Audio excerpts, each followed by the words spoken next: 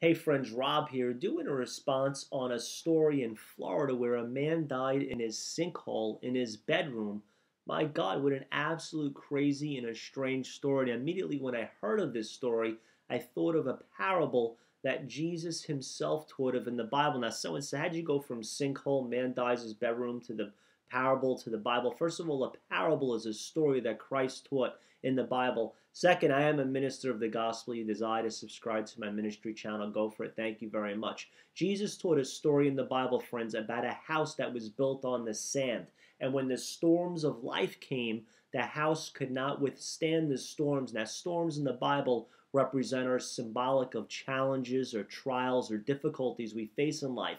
And Christ wasn't necessarily talking about the house you live in the natural, the wood house, the aluminum, whatever, steel, but your spiritual house. So your spiritual house has got to be built on the rock, because Christ began to go on to say that if your house is built on the rock, that when the storms come, your house will withstand. You will withstand. The rock, by the way, is Jesus himself, my friends. If your house spiritually is not built on Jesus Christ, it's time to build your house spiritually on the foundation of Jesus Christ, because storms will come, trials. I don't know if this man believed in God. I'm not judging it. It's just how I thought of this story of how his house, his bedroom, just fell into the sand, into this sinkhole. One thing I found out about God is simply as this: he comes by invitation only.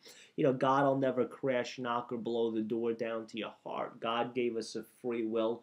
The Lord didn't create robots, so you can accept the Lord due to obedience. You can reject him due to disobedience. But one thing I promise you is this: once you open the door of your heart just a crack, the Lord will come in with his great grace, mercy, compassion, kindness, most of all his irrevocable, unconditional love. And the Bible's very clear in the book of John, chapter 3, verse 16, simply states, "For God so loved the world that he gave as a gift his only Son, that if you would believe and receive Christ, you'd not perish, you'd have everlasting life." And God desires no one to perish under the sound of my voice.